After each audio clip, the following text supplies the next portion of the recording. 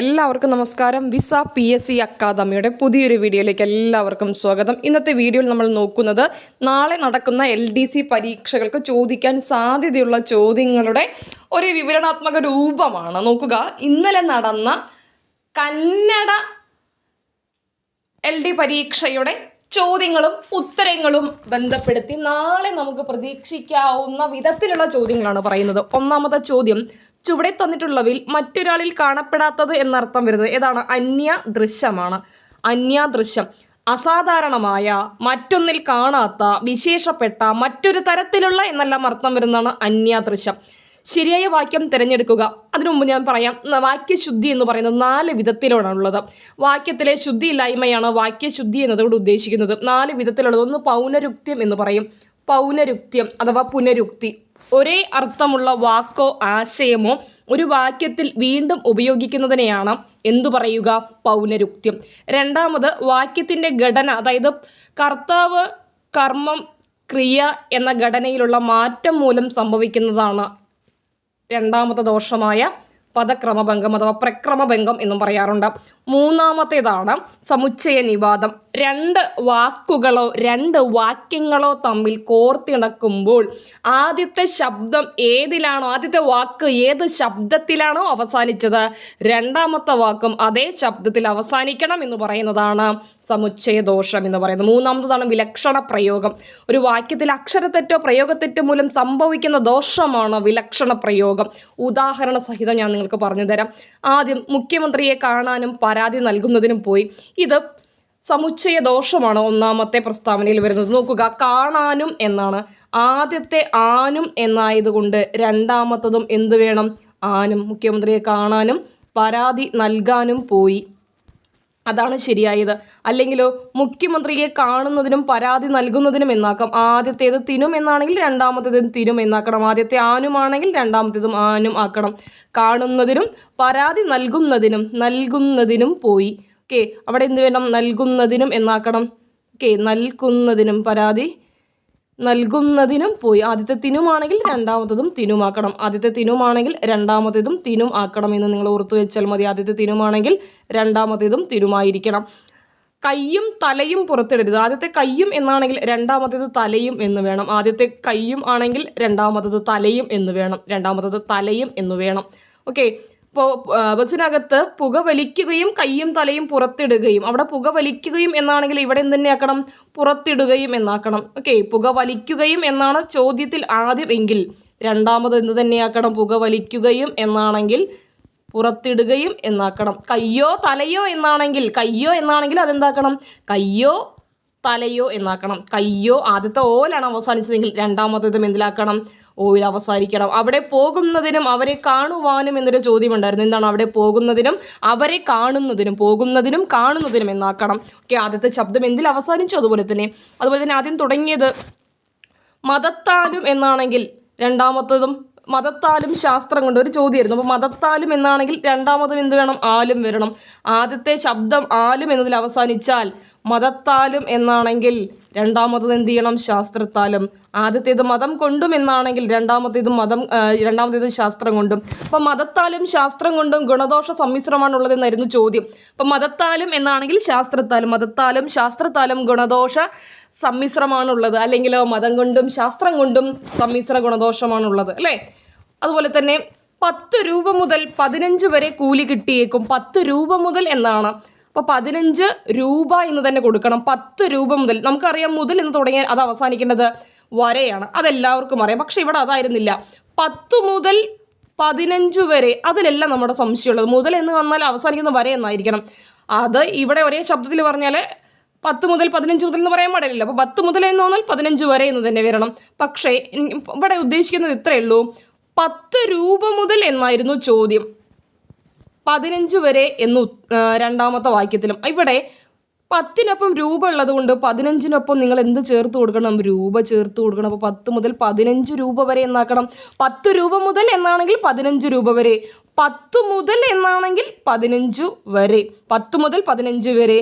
10 രൂപ എന്ന് പറയുന്നുണ്ടെങ്കിൽ ഇവിടെയും തൊട്ടടുത്ത് രൂപ ഉണ്ടായിരിക്കണം, അല്ലെങ്കിൽ 10 മുതൽ 15 വരെ രൂപ എന്നായിരിക്കണം. ആദ്യത്തേതിൽ രൂപയുണ്ടെങ്കിൽ രണ്ടാമത്തേതും അക്കത്തിന് തൊട്ടടുത്ത് തന്നെ രൂപ വരണം. 10 മുതൽ എന്നാണെങ്കിൽ 15 വരെ, 10 രൂപ മുതൽ എന്നാണെങ്കിൽ 15 രൂപ വരെ.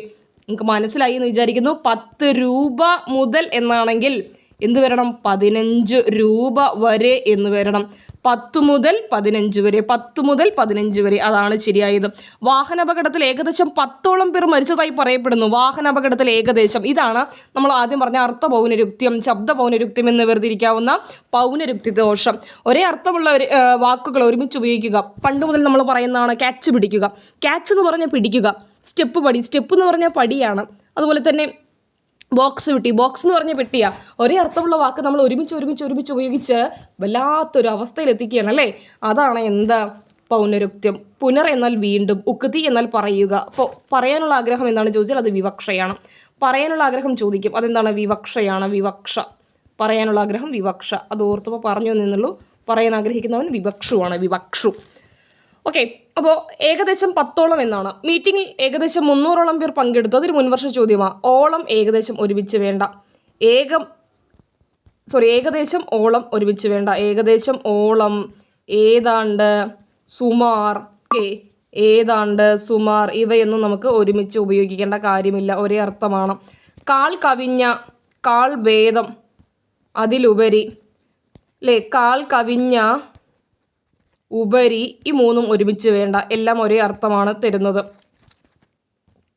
ഓക്കെ, അതുപോലെ തന്നെ സ്ഥിരം ചോദിക്കുന്ന മറ്റൊന്നാണ് എണ്ണമറ്റ അസംഖ്യം. എണ്ണമറ്റ എന്ന് പറഞ്ഞാലും അസംഖ്യം എന്ന് പറഞ്ഞാലും ഒന്നാണ്. അത് ഒരുമിച്ച് വേണ്ട.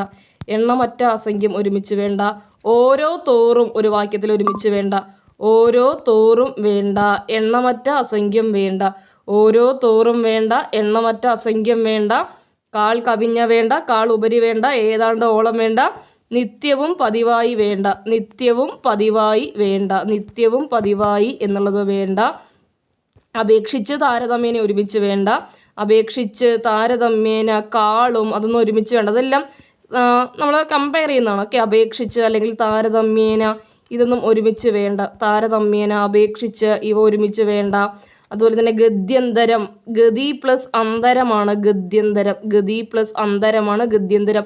ഗതി എന്നാൽ വഴി. ഇവിടെ അന്തരം എന്നാൽ വ്യത്യാസം എന്നും വേറെ എന്നും അർത്ഥമുണ്ട്.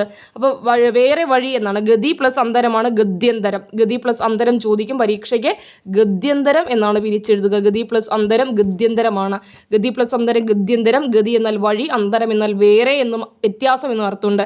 വേറെ വഴി ഇല്ലാതെ എന്നാണ് ഗദ്യന്തരം ഇല്ലാതെ. അപ്പോൾ ഗതി പ്ലസ് അന്തരം ഗദ്യന്തരം. ഗതി എന്നാൽ വഴി, അന്തരം എന്നാൽ വേറെ എന്നും വ്യത്യാസം എന്നും അർത്ഥമുണ്ട്. ഗദ്യന്തരം എന്നാൽ വേറെ വഴി, ഗദ്യന്തരമില്ലാതെ, വേറെ വഴിയില്ലാതെ. അപ്പോൾ ഈ വാക്കിൽ തന്നെ വേറെ എന്ന് ഒരു തവണ നമ്മൾ ഉപയോഗിച്ചു. വീണ്ടും വേറെ അല്ലെങ്കിൽ മറ്റു എന്ന് പറയണോ? വേണ്ട. ഗദ്യന്തരം എന്ന വാക്കിനൊപ്പം സൂക്ഷിക്കണം. ഗദ്യന്തരം, ഗദ്യന്തരം, ഗദ്യന്തരം എന്ന വാക്കിനൊപ്പം വേറെ അല്ലെങ്കിൽ മറ്റു എന്ന് ചേർക്കരുത്. വേറെ എന്നും അല്ലെങ്കിൽ മറ്റൊന്ന് ഒരിക്കലും ചേർക്കരുത്. അതുപോലെ തന്നെ എപ്പോഴും ചോദിക്കുന്നതാണ് അജ ഗജാന്തര വ്യത്യാസം. അജ ഗജാന്തരം. അജം എന്നാൽ ആട് എന്നർത്ഥം.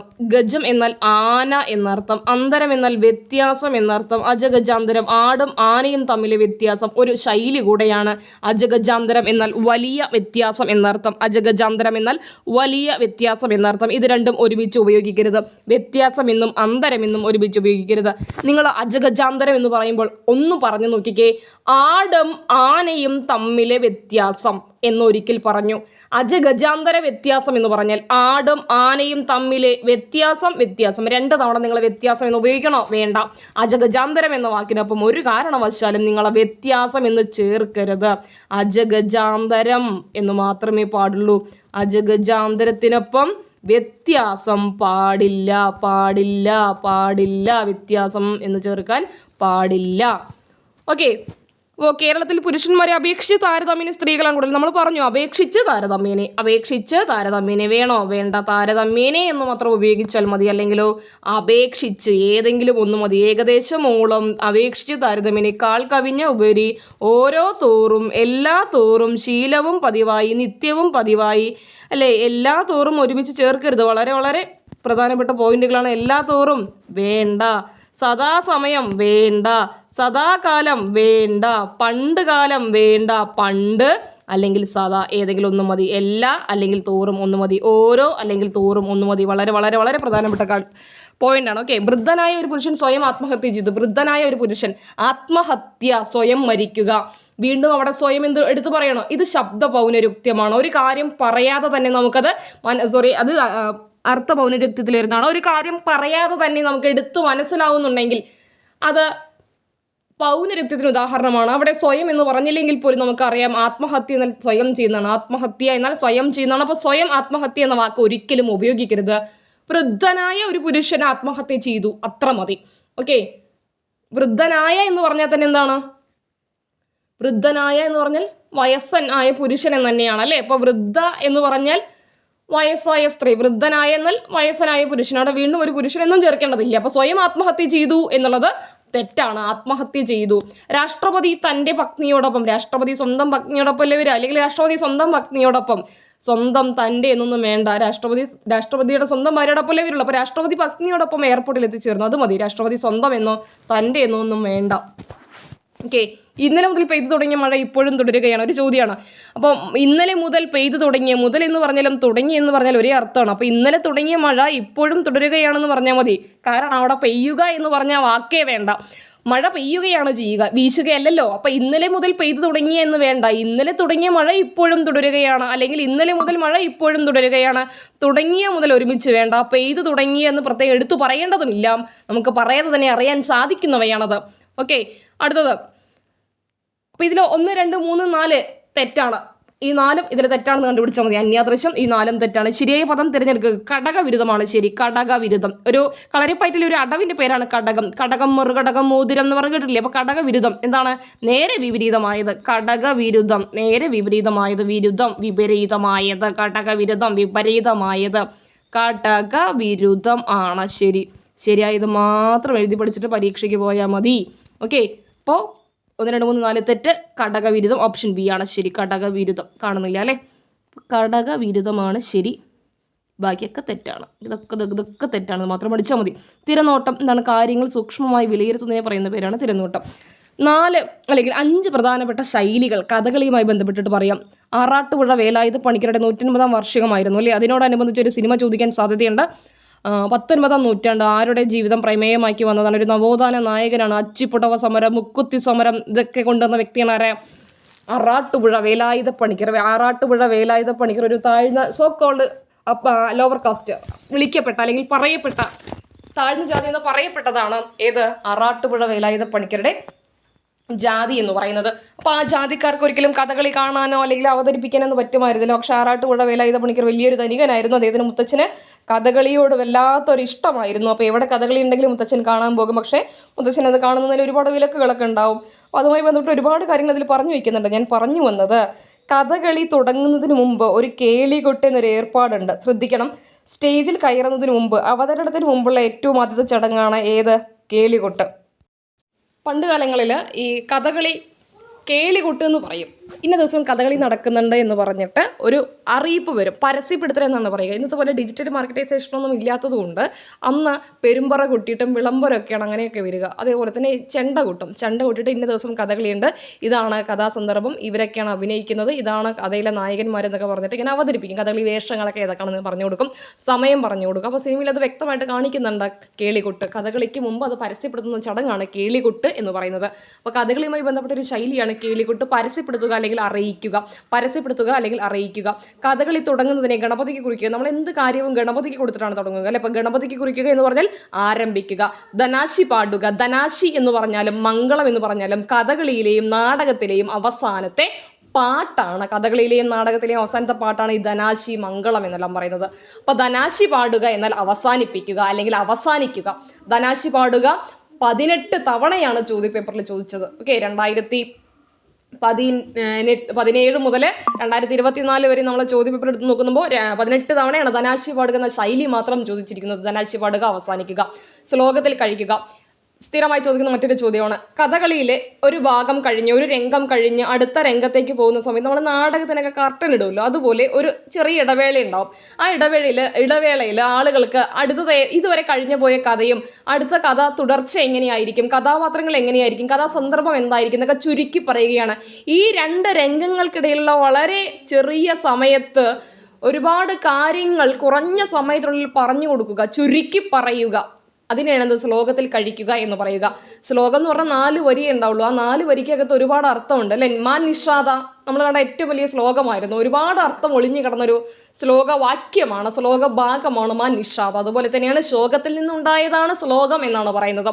നമ്മുടെ വാത്മീകിയുടെ ശോകത്തിൽ നിന്നാണല്ലോ ഒരു ശ്ലോകം ഉണ്ടായത്. അപ്പോൾ ശ്ലോകത്തിൽ കഴിക്കുക, ചുരുക്കി പറയുക, വളരെ കുറഞ്ഞ സമയം കൊണ്ട് ഒരുപാട് കാര്യങ്ങൾ പറഞ്ഞു കൊടുക്കുക. ഞാനിപ്പോൾ ചെയ്യുന്നത് പോലെ ഞാനും ഇവിടെ ശ്ലോകത്തിൽ കഴിക്കുകയാണ്. നാളെ തയ്യാറെടുക്കുന്ന ഉദ്യോഗാർത്ഥികൾക്ക് വേണ്ടിയിട്ട് നമ്മളിവിടെ ശ്ലോകത്തിൽ കഴിക്കുകയാണ്. കുറച്ച് സ്പീഡ് ഉണ്ട് എന്നറിയാം, പക്ഷേ റിവിഷൻ ക്ലാസ് ആയതുകൊണ്ട് കുറഞ്ഞ സമയത്തിൽ ഒരുപാട് കാര്യം എനിക്ക് പറയേണ്ടിയിരിക്കുന്നു എന്നുള്ളതാണ്. ഓക്കെ, അടുത്തത്. അപ്പോൾ കാര്യങ്ങൾ സൂക്ഷ്മമായി വിലയിരുത്തുന്നതാണ് തിരനോട്ടം. കേളികൊട്ട് പരസ്യപ്പെടുത്തലാണ്. ധനാശി പാടുക, അവസാനിപ്പിക്കുക. ഗണപതിക്ക് കുറിക്കുക, ആരംഭിക്കുക. ശ്ലോകത്തിൽ കഴിക്കുക, ചുരുക്കി പറയുക. ശ്ലോകത്തിൽ കഴിക്കുക, ചുരുക്കി പറയുക. ശിങ്കിടി പാടുക എന്ന് പറയും. ശിങ്കിടി കഥകളിയിലെ മുഖ്യ പാട്ടുകാരൻ്റെ കോറസ് എന്ന് വേണമെങ്കിൽ പറയാം. അകമ്പടിക്കാരനാണ് ശിങ്കിടി. അദ്ദേഹത്തിന് സ്വന്തമായ ഒരു അഭിപ്രായവുമില്ല. അപ്പോൾ സ്വന്തമായ അഭിപ്രായമില്ലാതെ മറ്റൊരാളുടെ അഭിപ്രായം ഏറ്റുപറയുന്ന ആൾ, സ്വന്തമായ അഭിപ്രായം ഇല്ലാതെ മറ്റൊരാളുടെ അഭിപ്രായം ഏറ്റുപറയുന്ന ആളെയാണ് നമ്മൾ ശിങ്കിടി എന്ന് വിളിക്കുക. ശിങ്കിടി പാടുക, അഭിപ്രായം, സ്വന്തമായ അഭിപ്രായം ഇല്ലാതെ മറ്റൊരാൾ എന്താണോ പറയുന്നത് അത് മാത്രം എടുത്തു പറയുന്ന ആളാണ്. ഭരതവാക്യം, ദ എൻഡ്. ഭരതവാക്യം, ഭരതനൊരു രാജാവാണ്. രാജാവിൻ്റെ വാക്ക് അവസാന വാക്കാണ്. നാടകത്തിലെ അവസാന വാക്കാണ് ഭരതവാക്യം. അതിന് ട്രാൻസ്ലേഷൻ ചോദിക്കും. ഭരതവാക്യത്തിൻ്റെ ട്രാൻസ്ലേഷനാണ് ദ എൻഡ്. ഭരതവാക്യം എന്ന് പറഞ്ഞാൽ ദ എൻഡ്, അവസാന വാക്കാണ് ഭരതവാക്യം. വളരെ വളരെ വളരെ പ്രധാനപ്പെട്ട പോയിന്റാണ് ദ എൻഡ്, ഭരതവാക്യം. ഓക്കെ, അപ്പോൾ അടുത്തത് അന്യാദൃശ എന്ന് പറഞ്ഞാൽ എന്താണ്? അസാധാരണമായിട്ട് ഇതിൽ കാണാത്ത, മറ്റൊരാളിൽ കാണാത്തതാണ് അന്യാദൃശ എന്ന് പറയുന്നത്. ഓക്കെ, മൃത്തിക, മൃത്തിക, മൃത്തിക മണ്ണാണ്. മൃത്തിക മണ്ണാണ്. ഓക്കെ, നൈതികം നീതിയെ സംബന്ധിച്ചത്, വൈദികം വേദത്തെ സംബന്ധിച്ചത്, ദൈവികം ദൈവത്തെ സംബന്ധിച്ചത് അല്ലേ. ഓക്കെ, അടുത്തതാ എരിതി. നമ്മൾ കമ്മ്യൂണിറ്റിയിൽ എഴുതിയിരുന്നു എരിതി. എരിയുക എന്നതൊരു ക്രിയയാണ്. ആ ക്രിയയുടെ ശുദ്ധരൂപം അഥവാ ക്രിയാധാതു, ഒരു ക്രിയയുടെ ശുദ്ധരൂപത്തെയാണ് ക്രിയാധാതു എന്ന് വിളിക്കുക. ഈ ഉഗ എന്ന ശബ്ദം ഒരു ക്രിയയോടൊപ്പം അതിൻ്റെ പിന്നാലെ വരുന്ന ശബ്ദമോ പ്രത്യയമോ ഒഴിച്ചു വരുന്നതാണ്. ഒരു ക്രിയയുടെ ശുദ്ധമായ രൂപം മാത്രമാണ് എരി എന്ന് പറയുന്നത്. ആ എരി എന്നതിനോടൊപ്പം തീ എന്ന് ചേർക്കുമ്പോൾ നമുക്ക് കിട്ടുന്നതാണ് എരി തീ. എരിയുക എന്നതിൻ്റെ ശുദ്ധരൂപമാണ് എരി. അപ്പോൾ എരി പ്ലസ് തീ. പൂർവ്വപദം എന്നാണ് ഇതിനെ പറയുക. ആദ്യ പദം ക്രിയയുടെ ധാതുവാണെങ്കിൽ, ക്രിയയുടെ ശുദ്ധരൂപമാണെങ്കിൽ ചേർത്തെഴുത്തിൽ ഒരിക്കലും ഇരട്ടിപ്പ് വരില്ല. എരി പ്ലസ് തി എരിതി എന്നുള്ളതാണ്. എരി പ്ലസ് തി എരിതി എന്നുള്ളതാണ്. കടയുക എന്ന ക്രിയയുടെ ക്രിയാരൂപമാണ് കട. കടയുക എന്നതിൻ്റെ ശുദ്ധരൂപം ക്രിയാധാതുവാണ് കട. കട പ്ലസ് കോൽ കടകോൽ എന്നുള്ളതാണ്. കട പ്ലസ് കോൽ കടകോൽ എന്നുള്ളതാണ് ശരി. അതുപോലെ തന്നെ വളരെ പ്രധാനപ്പെട്ട, ഇതിനൊന്നും ഇരട്ടിപ്പ് വരില്ല എന്ന് പ്രത്യേകം ഓർത്ത് വയ്ക്കുന്നത്. പക്ഷെ ഇത് ദിത്വസന്ധിയാണ്. ഇവയ്ക്ക് ഇരട്ടിപ്പ് വന്നില്ലെങ്കിലും ഇവ ദിത്വസന്ധിയാണ്. അരയ്ക്കുക എന്ന ക്രിയയുടെ ശുദ്ധരൂപമാണ് അര. അര പ്ലസ് കല്ല് എന്താണ് കുട്ടികളെ? അരകല്ലാണ്. അര പ്ലസ് കല്ല് അരകല്ല് എന്നോർക്കണം. അര പ്ലസ് കല്ല് അരകല്ല് എന്നോർക്കണം. ഓക്കെ, അടുത്തത്. അപ്പോൾ ഇതിലെ ഉത്തരം എന്താണ്? എരി പ്ലസ് ടി എരിതി. ഓപ്ഷൻ സി ആണ്. തെറ്റായ ജോഡി കണ്ടെത്തുക. ഉദ്യതം അനുദ്യതം ശരിയാണ്. ഓക്കെ, അതുപോലെ തന്നെ ഉപകൃതം അപകൃതം അതും ശരിയാണ്. ഊഷരം ശീതളം തെറ്റാണ്.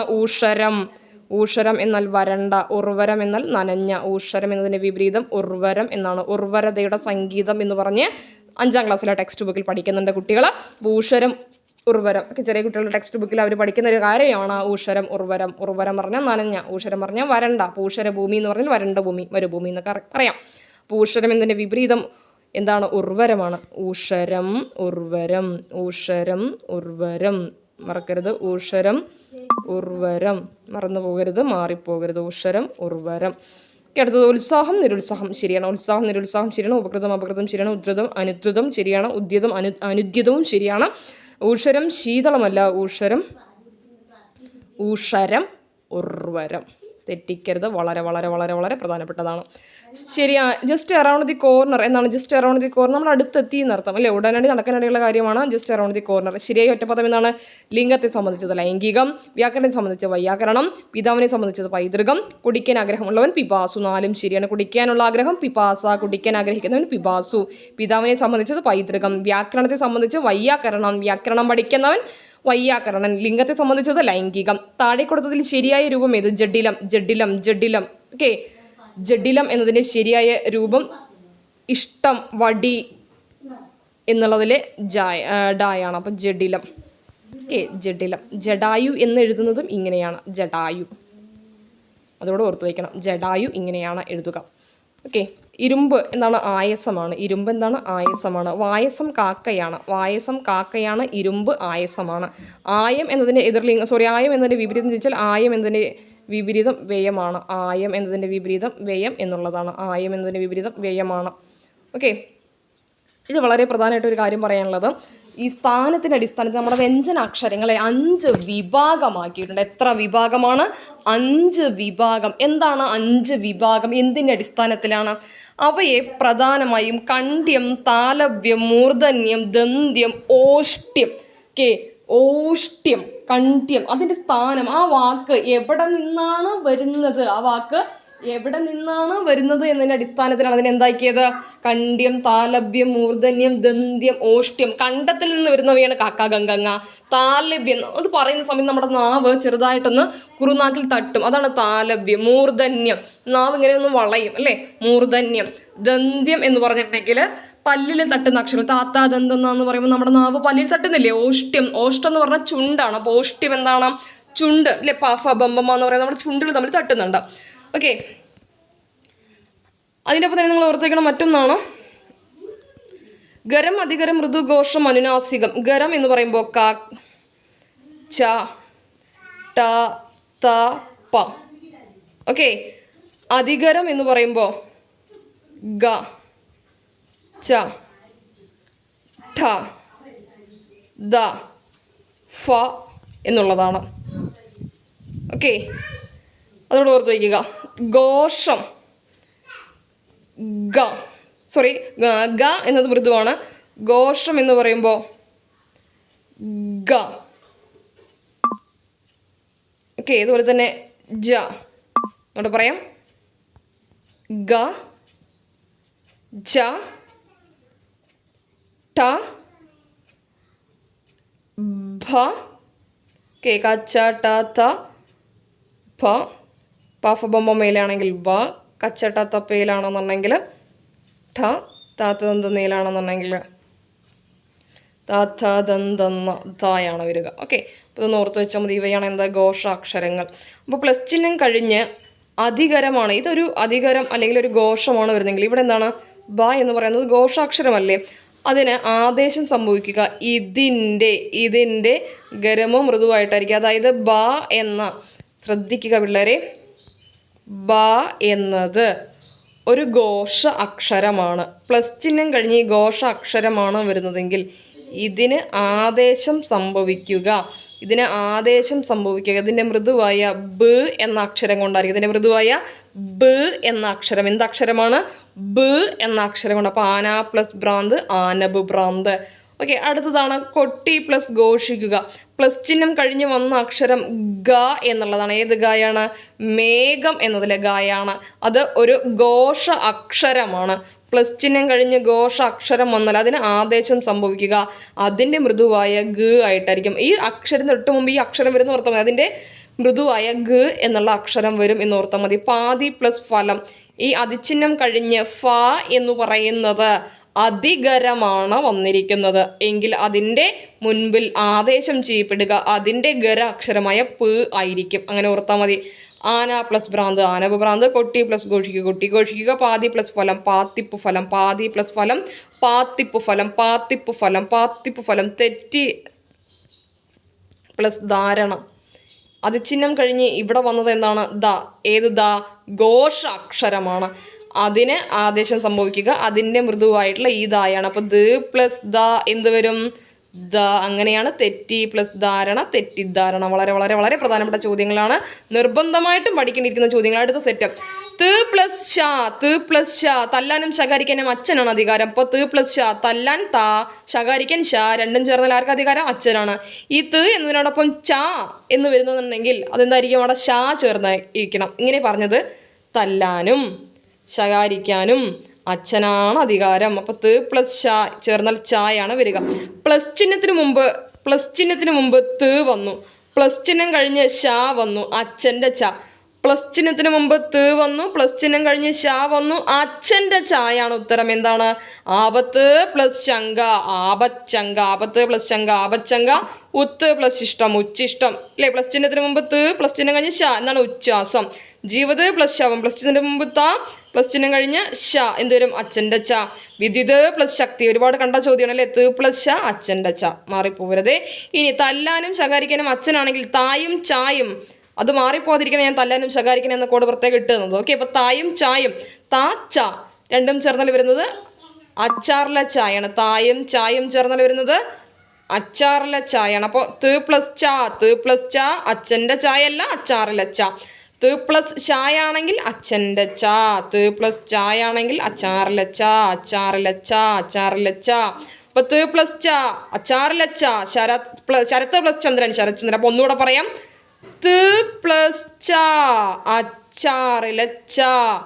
ഓക്കെ, അപ്പോൾ ശരത്ത് പ്ലസ് ചന്ദ്രൻ, ശരത്ചന്ദ്രൻ അല്ലെങ്കിൽ ശരത്ത് ചന്ദ്രൻ. ചലത് പ്ലസ് ചിത്രം, ത് പ്ലസ് ച, ത് പ്ലസ് ച അച്ചാറിലെ ച. ചലത് പ്ലസ് ചിത്രം, ചലച്ചിത്രം. ശരത്ത് പ്ലസ് ചന്ദ്രൻ, രണ്ട് ഉത്തരമുണ്ട് പി എസ് സിക്ക്. ശരത്ചന്ദ്രൻ എന്നും പി എസ് സി ഒരു തവണ ആൻസർക്ക് കൊടുത്തിട്ടുണ്ട്, ശരത്ത് ചന്ദ്രൻ എന്നുണ്ട്. അപ്പോൾ ഏതാണോ ഓപ്ഷൻ അതിനെ നോക്കി പഠിച്ച് ഉത്തരം എഴുതുക കേട്ടോ. അപ്പോൾ അതിനെ നോക്കി ഉത്തരം എഴുതുക. ഇനി രണ്ടോ ഓപ്ഷൻ ഇല്ലെങ്കിൽ ബോത്ത് എ ആൻഡ് ബി എന്നുണ്ടാവും. ഇനി രണ്ടും തന്നിട്ട് ബോത്ത് എ ആൻഡ് ബി ഇല്ലെങ്കിൽ ആ ചോദ്യം ക്യാൻസൽ ചെയ്ത് കളയുന്നതാണ്, നിങ്ങൾ പേടിക്കേണ്ട. ഇനി അഥവാ നിങ്ങൾക്ക് ഉത്തരം എഴുതിയേ പറ്റൂ എന്നുണ്ടെങ്കിൽ നിങ്ങൾ എന്ത് എഴുതണം? ശരത്ചന്ദ്രൻ എഴുതിക്കൊള്ളുക, റൂള് വെച്ചിട്ടോ. ചലത് പ്ലസ് ചിത്രം എന്താണ്? ചലച്ചിത്രം. ത് പ്ലസ് ച അച്ചാറിലെ ച, ത് പ്ലസ് ച അവിടെ മഹച്ചരിതം എന്താണ്? അച്ചാറിലെ ചായാണ് വരിക, അച്ചാറിലെ ച. ക്ലിയർ ആയെന്ന് വിചാരിക്കുന്നു. അടുത്തത് വളരെ പ്രധാനപ്പെട്ട ചോദ്യമാണ് സ് പ്ലസ് ക. പ്ലസ് ചിഹ്നത്തിന് മുമ്പ് സ് വന്നു, പ്ലസ് ചിഹ്നം കഴിഞ്ഞ് ക വന്നു, സ് മാറി ഷ് ആവും. പ്ലസ് ചിഹ്നത്തിന് മുമ്പ് സ് വന്നു, പ്ലസ് ചിഹ്നം കഴിഞ്ഞ് ക വന്നു, സ് മാറി ഷ് ആവും. ധനുസ് പ്ലസ് കോടി, ധനുഷ്കോടി എന്നാവും. സ് മാറി ഷ് ആയി അല്ലേ? ദുസ് പ്ലസ് കാരം, സ് മാറി ഷ് ആവും. അപ്പോൾ സ് പ്ലസ് ക എന്ന് വരുന്ന ഓർത്താൽ മതി. അപ്പോൾ ദുസ് പ്ലസ് കാരം, ദുഷ്കരം. നിസ് പ്ലസ് കാമം, നിഷ്കാമം. ഓക്കെ, സ് പ്ലസ് പ ഷ്പ എന്നാവും. ഓക്കെ, അപ്പോൾ സ് എന്നതിനോടൊപ്പം പ ചേർന്ന സ് മാറി ഷ് ആവും. സ് പ്ലസ് പ എന്ന് വന്നാലും സ് മാറി ഷ് ആവും. ധനുസ് പ്ലസ് പാണി, വളരെ വളരെ വളരെ വളരെ പ്രധാനപ്പെട്ട ചോദ്യം. ധനുസ് പ്ലസ് പാണി, ധനുഷ് പാണി. നമുക്കറിയാം പുസ് പ്ലസ് പ, സ് മാറി ഷ് ആവും. പുഷ്പ, പുഷ്പരാജ് അല്ലേ? അപ്പോൾ ദിക്ക് പ്ലസ് വിജയം, അപ്പോൾ ക് പ്ലസ് വ ദിഗ്വിജയം, ദിഗ് പ്ലസ് വിജയം ദിഗ്വിജയം. ജഗത്ത് പ്ലസ് ഈശ്വരൻ, ജഗതീശ്വരൻ. ത് മാറി ദാവും. ഇതും ആദേശസന്ധിയാണ്, ഇതും ആദേശസന്ധിയാണ്. നിങ്ങളുടെ രണ്ട് കൂട്ടുകാരോടൊപ്പം, നിങ്ങളെ ഒരു കൂട്ടുകാരൻ്റെ ഒപ്പം സദ്യക്ക് പോവുകയാണ്. നിങ്ങളും കൂട്ടുകാരനും സദ്യക്ക് പോയി കൈ കഴുകി വരുമ്പോഴേക്കും നിങ്ങളുടെ സ്ഥാനത്ത് വേറെ ഒരാൾ കയറിയിരുന്നെങ്കിൽ അതിനെ വിളിക്കുന്ന പേരാണ് ആദേശം. ഒന്നിരിക്കേണ്ട സ്ഥാനത്ത് മറ്റൊന്ന് കയറിയിരിക്കുക. അപ്പോൾ നിങ്ങൾ ഇരിക്കേണ്ട സീറ്റിൽ വേറൊരാൾ വന്ന് ഇരുന്നു അല്ലേ? അപ്പോൾ ഇവിടെ ക്ക് ഇരിക്കേണ്ടവിടെ ഇവിടെ ആര് വന്നിരുന്നു? ഗ വന്നിരുന്നു. അപ്പോൾ നിങ്ങൾക്ക് ഈ ഒരു ചിഹ്നമായിരിക്കും കൺഫ്യൂഷൻ വരിക. എൻ്റെ പിള്ളേരെ ഗ പ്ലസ് വി ആണെന്ത്? വി, അതുകൊണ്ടാണ് അവിടെ വന്നത്. അപ്പോൾ ഗ പ്ലസ് വി. അപ്പോൾ ദിക്ക് പ്ലസ് വിജയം എന്ന് പറയുമ്പോൾ അത് ശരിക്കും ഇങ്ങനെയാണ് അത് ആദേശം ചെയ്യപ്പെടുക. ക്ക് മാറി ദിഗ, അപ്പോൾ ദിഗ്വിജയം. അത് ചേർത്ത് എഴുതുമ്പോൾ ദിഗ്വിജയം എന്നായിപ്പോയി. ഓക്കെ, അത് ഓർത്ത് വെച്ചാൽ മതി. ദിഗ്വിജയം. ജഗത് പ്ലസ് ഈശ്വരൻ, ജഗതീശ്വരൻ. ജഗത് പ്ലസ് ഈശ്വരൻ, ജഗതീശ്വരൻ. ജഗത് പ്ലസ് ഈശ്വരൻ, ജഗതീശ്വരൻ. ഓക്കെ, ഇതിന് വിസർഗം എന്നാണ് പറയുക. വിസർഗത്തിന് ശേഷം ഷായോ ഷായോ സായോ. വിസർഗത്തിന് ശേഷം ഷ എന്നോ ഷ, വിസർഗം. എൻ്റെ പിള്ളേരെ ഇതാണ് വിസർഗം. ഷ അല്ലെങ്കിൽ ഷ അല്ലെങ്കിൽ സ വന്നു, ഇതിൻ്റെ ഇരട്ടിപ്പാണ് വരിക. ഷ ഷ സ എന്നാണെങ്കിൽ ഇതിൻ്റെ ഇരട്ടിപ്പാണ് വരിക. നിങ്ങൾക്ക് വിസർഗം അതിനകത്ത് ഇടണം എന്നുണ്ടെങ്കിൽ, നിങ്ങൾക്കിപ്പോൾ വിസർഗം അതിനകത്ത് ഇടണം എന്നുണ്ടെങ്കിൽ നിങ്ങൾ ഒരിക്കലും ഈ ഷാക്കോ ഷാക്കോ ഇരട്ടിപ്പ് കൊടുക്കരുത്. ഓക്കെ, ഇനി വിസർഗം നിങ്ങൾ ഒഴിവാക്കുകയാണ് എന്നുണ്ടെങ്കിൽ നിങ്ങൾ എന്ത് ചെയ്താൽ മതി? അതിനെ ഇരട്ടിപ്പ് കൊടുത്താൽ മതി. നിങ്ങൾക്ക് വ്യക്തമാകുന്ന രീതിയിൽ പറഞ്ഞു തരാണെങ്കിൽ ഇപ്പോൾ നോക്കിക്കേ, ചോദ്യം ഇതാണ്. യശ പ്ലസ് ശരീരനാണ് നമ്മുടെ ചോദ്യം. സോറി, യശഹ പ്ലസ് ശരീരം, ക്ഷമിക്കണേ. യശഹ, യശഹ പ്ലസ് ശരീരം, പ്ലസ് ചിഹ്നത്തിന് മുമ്പാണ് എന്ത് വന്നത്? വിസർഗം വന്നത്. അപ്പോൾ ഒന്നുകൂടെ പറയാം, പ്ലസ് ചിഹ്നത്തിന് മുമ്പ് വിസർഗം വരികയും പ്ലസ് ചിഹ്നം കഴിഞ്ഞ് അതിനൊപ്പം ഷ എന്നോ ഷ എന്നോ സ എന്നോ വന്നാൽ വിസർഗമായി തന്നെ തുടരുകയോ അല്ലെങ്കിൽ ഷായോ ഷായോ സായോ ഏതുമായിക്കോട്ടെ അതിൻ്റെ ഇരട്ടിപ്പ് വരികയാണ് ചെയ്യുക. ഒരിക്കലും വിസർഗവും ഇരട്ടിപ്പും ഒരുമിച്ച് കൊടുക്കരുത്, ഉത്തരം തെറ്റിപ്പോകും. അപ്പോൾ യശഹ പ്ലസ് ശരീരനാണ് ചോദ്യം. വിസർഗമാണ് പ്ലസ് ചിഹ്നത്തിന് മുമ്പ് വന്ന് നോക്കുക. യശഹ പ്ലസ് ശരീരനാണ്. വിസർഗത്തിന് ശേഷം ഷായെന്നോ ഷായെന്നോ സായെന്നോ വന്നാൽ അതിൻ്റെ ഇരട്ടിപ്പാണ് വരിക. വിസർഗവും ഈ ഷായുടെയോ ഷായുടെയോ സായുടെയോ ഇരട്ടിപ്പും ഒരുമിച്ച് വരില്ല എന്ന് മനസ്സിനെ പറഞ്ഞു പഠിപ്പിക്കുക. അപ്പോൾ യശഹ എന്ന് പറയുമ്പോൾ പ്ലസ് ചിഹ്നത്തിന് മുമ്പ് വിസർഗം വന്നു, പ്ലസ് ചിഹ്നം കഴിഞ്ഞ് ഷാ വന്നു. ഒന്നില്ലെങ്കിൽ നിങ്ങൾക്ക് എന്ത് ചെയ്യാം? യശഹ എന്ന് വിസർഗത്തോടുകൂടി എഴുതാം. ഓക്കെ, യശഹ ശരീരൻ എന്നെഴുതാം. ഇനി നിങ്ങൾ വിസർഗം ഇടുന്നില്ല എങ്കിൽ, വിസർഗം നിങ്ങൾക്ക് വേണ്ട, ഇഷ്ടമല്ല, കണ്ണിന് നേരെ കണ്ടുകൂടാ എന്നുണ്ടെങ്കിൽ ഇങ്ങനെ എഴുതാൻ നിൽക്കരുത്. ഓക്കെ, യശ ശരീരൻ എന്ന് എഴുതണം. അവിടെ വിസർഗം ഇടാൻ നിൽക്കരുത് എന്നാണ് ഉദ്ദേശിച്ചത്. ഓക്കെ, വിസർഗം ഇടാൻ നിൽക്കരുത്. ഓക്കെ, അപ്പോൾ ഇതാണ് ശരി. അപ്പോൾ യശഹ, ഞാൻ ആ സ്റ്റാർ ഇട്ടത് അത് സ്പെസിഫൈ ചെയ്ത് ബോൾഡ് ആക്കാനായിരുന്നു, പക്ഷേ ഇതിൽ സപ്പോർട്ട് ചെയ്യാത്തതുകൊണ്ട് അത് അങ്ങനെ വന്നു പോയതാണ്. ഓക്കെ, അപ്പോൾ യശഹ പ്ലസ് ശരീരൻ എന്ന് പറയുമ്പോൾ ആ വിസർഗത്തോടു കൂടി നിങ്ങൾക്ക് ഇങ്ങനെ എഴുതാം. ഓക്കെ, അല്ലെങ്കിലോ യശ ശരീരൻ ഇങ്ങനെ എഴുതുമ്പോൾ നിങ്ങൾ ആ വിസർഗം ഇടരുത്. വിസർഗം ഇല്ലെങ്കിൽ ഇരട്ടിക്കും, വിസർഗം ഉണ്ടെങ്കിൽ ഇരട്ടിക്കില്ല എന്ന് ഓർത്താൽ മതി. ഓക്കെ, അപ്പോൾ ആ പ്ലസ് ഉ എന്താണ്? ആ പ്ലസ് ഉ, ആ പ്ലസ് ആ എന്നതിനോടൊപ്പം ഓ വന്നാൽ, ക്ഷമിക്കണം, ആ എന്നതിനോടൊപ്പം ഊ വന്ന ഓ വരും. ആ എന്നതിനോടൊപ്പം നോക്കിക്കേ, ആ എന്നതിനോടൊപ്പം ഊ വന്ന ഓ വരും. ഇവിടെ കാവ്യല്ലേ, കാവ്യ അവസാനിച്ചത് ആയില്ലല്ലേ, പിന്നെ തുടങ്ങിയത് ഊലല്ലേ. ഇവിടെ കാവ്യ ആ എന്ന ശബ്ദത്തിലാണ് ഇതിൽ അവസാനിച്ചത് അല്ലേ. കാവ്യ എന്ന് പറയുന്നത് ആയിൽ അവസാനിച്ചു. ആ പ്ലസ് ഉ ഓ വരും. ആ പ്ലസ് ഉ ഓ, കാവ്യ പ്ലസ് ഉപകരണം കാവ്യോപകരണം. നവ പ്ലസ്, ഇവിടെയും അവസാനിച്ചത് ആയിലാണ്, അടുത്തത് ഊവിലാണ്. നവ പ്ലസ് ഉദാനം നവോദാനം. ഓക്കെ, ചന്ദ്ര പ്ലസ് ഉദയം, ചന്ദ്ര ആയിൽ അവസാനിച്ചില്ലേ, ചന്ദ്ര ആയിലല്ലേ അവസാനിച്ചത്. അത് കഴിഞ്ഞ് ഊ വന്നാൽ എന്ത് വരും? ഓ. സഹ പ്ലസ് ഉദരൻ, ഉദരം എന്ന് പറഞ്ഞ വയറ്, സഹ പ്ലസ് ഉദരം, ഒരേ വയറിൽ പിറന്നവൻ, ഒരേ ഒപ്പം വയറ്റിലുണ്ടായവൻ, നിങ്ങളുണ്ടായ വയറ്റിൽ തന്നെ ഉണ്ടായവനാണ് ആര്? സഹ പ്ലസ് ഉദരൻ, സഹോദരൻ. അതുകൊണ്ടാണ് സഹോദരൻ എന്ന വാക്ക് തന്നെ ഉണ്ടായത്. അപ്പോൾ ഹ എന്ന് പറയുമ്പോൾ ആയിൽ അവസാനിച്ചു. ഊ എന്ന് പറയുമ്പോൾ ആയും ഊയും ചേർന്നപ്പോൾ ഓ ആയി. സഹ പ്ലസ് ഉദരൻ സഹോദരൻ. ഓക്കെ, പര പ്ലസ് ഉപകാരം, ആ എന്നതിലല്ലേ അവസാനിച്ചത്. പര എന്ന് പറയുമ്പോൾ ആയിലല്ലേ അവസാനിച്ചതെന്ന് നോക്കിക്കേ. പര എന്നത് ആയിൽ അവസാനിച്ചു. ഉപകാരം ഊവിലാണ്. ആ പ്ലസ് ഉ ഓ വരും. പര പ്ലസ് ഉപകാരം പരോപകാരം. ഓക്കെ, അടുത്തത് നമ്മൾ നേരത്തെ പറഞ്ഞതാണ് വിസർഗം. അതിചിഹ്നത്തിന് മുമ്പ് വിസർഗം വരികയും അതിചിഹ്നം കഴിഞ്ഞ് ഷായോ സായോ വന്നാൽ അത് ഇരട്ടിക്കില്ല എന്ന് പറഞ്ഞു. നമഃ പ്ലസ് ശിവായ എന്ത് വരും? നമശിവായ. വിസർഗമായി തന്നെ തുടരുമ്പോൾ ഇരട്ടിപ്പ് കൊടുക്കില്ല. നിങ്ങൾ വിസർഗം ഒഴിവാക്കിയാൽ അവിടെ ഇരട്ടിപ്പ് വരും. വിസർഗം വീണ്ടും വന്നു പ്ലസ് ചിഹ്നത്തിന് അത് കഴിഞ്ഞിട്ട് എന്ത് വന്നു? ഷാ വന്നു. വിസർഗമായി തന്നെ തുടരുന്നു, അവിടെ ഇരട്ടിപ്പില്ല. വിസർഗം ഒഴിവാക്കി, അവിടെ ഇരട്ടിപ്പ് വന്നു. അടുത്തത് മനഃ പ്ലസ് സാക്ഷി. അതിചിഹ്നത്തിന് മുമ്പ് വിസർഗം വന്നു, അതിചിഹ്നം കഴിഞ്ഞ് സാ വന്നു. വിസർഗമായി തന്നെ തുടരുമ്പോൾ ഇരട്ടിപ്പ് വരില്ല. വിസർഗം ഇല്ല എങ്കിൽ ഇരട്ടിപ്പ് വരും. മനഃ പ്ലസ് സാക്ഷി, മനഃസാക്ഷി എന്ന്, മനഃസാക്ഷി അല്ലേ, മനഃ പ്ലസ് സാക്ഷി, മനഃസാക്ഷി എന്നെല്ലാം എഴുതാം. അല്ലെങ്കിലോ മനഃസാക്ഷി, മനഃ പ്ലസ് സാക്ഷി. വിസർഗം ഒഴിവാക്കിക്കൊണ്ട് എഴുതുമ്പോൾ സാക്കി ഇരട്ടിക്കും. മനഃ പ്ലസ് പൂർവം, വിസർഗത്തോടു കൂടി മനഃപൂർവ്വം എന്നെഴുതാം. വിസർഗം ഒഴിവാക്കിയാൽ മനഃപൂർവ്വം എന്നെഴുതാം. അധഹ പ്ലസ് പതനം. വിസർഗത്തിന് മുമ്പ് ആദ്യത്തിന് വിസർഗം വന്നു, അതിനുശേഷം പാ വന്നു അല്ലേ. അപ്പോൾ വിസർഗം ഒഴിവാക്കിക്കൊണ്ട് നിങ്ങൾക്ക് എഴുതാം അധപ്പതനം. വിസർഗം ഒഴിവാക്കിക്കൊണ്ട് പാ ഇരട്ടിക്കും. വിസർഗം ഒഴിവാക്കുന്നില്ലെങ്കിൽ ഒരിക്കലും നിങ്ങൾ ഇരട്ടിപ്പ് കൊടുക്കരുത്. വിസർഗം ഒഴിവാക്കുന്നില്ലെങ്കിൽ നിങ്ങൾ തീരുത്, ഇരട്ടിപ്പ് കൊടുക്കരുത്. അന്തഹ പ്ലസ് പുരം, വിസർഗം ഇട്ടുകൊണ്ട് അന്തഹപുരം. അന്തഹ പ്ലസ് പുരം, വിസർഗം ഇട്ടുകൊണ്ട് അന്തഹപുരം എന്ന് എഴുതാം. വിസർഗം ഒഴിവാക്കിക്കൊണ്ട് എന്ത് എഴുതണം?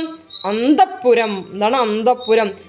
സു എന്നതിനോടൊപ്പം മൃദു അല്ലെങ്കിൽ ഘോഷമാണ്. സു എന്നതിനോടൊപ്പം മൃദു അല്ലെങ്കിൽ ഘോഷമാണ് വരുന്നതെങ്കിൽ നമ്മൾ നേരത്തെ പറഞ്ഞു എന്താണ് മൃദു? ഗാ മൃദുവാണ്, ബാ മൃദുവാണ്, ദാ മൃദുവാണ്, അതുപോലെ തന്നെ ജാ മൃദുവാണ്, ഡാ മൃദുവാണ്. ഇവയാണ് അല്ലെങ്കിൽ നേരത്തെ പറഞ്ഞ ഘോഷ അക്ഷരം. ഏതൊക്കെയാണ് നമ്മൾ പറഞ്ഞ ഘോഷ അക്ഷരങ്ങൾ? മേഘത്തിലെ ഗ, ഭീമൻ്റെ ബ, ഈ ജ, ഈ ദ ക ച ട ത പാഫ ബമ്പം മേലാവുമ്പോൾ ബാ വരും, കാക്കങ്ങിലാകുമ്പോൾ ഗാ വരും, കച്ച ഠ ഠ എന്ന് വരുമ്പോൾ ഇത് വരും, കച്ച ട ഥ. ഓക്കെ, ട ഠ രണ്ടെണ്ണം അതിലെല്ലാം അവസാനിക്കുന്നു. അപ്പോൾ ഇതൊക്കെയാണ് ഘോഷാക്ഷരങ്ങൾ. എന്തക്ഷരം? ഘ, അതുപോലെ തന്നെ ച, ധ, ഠ,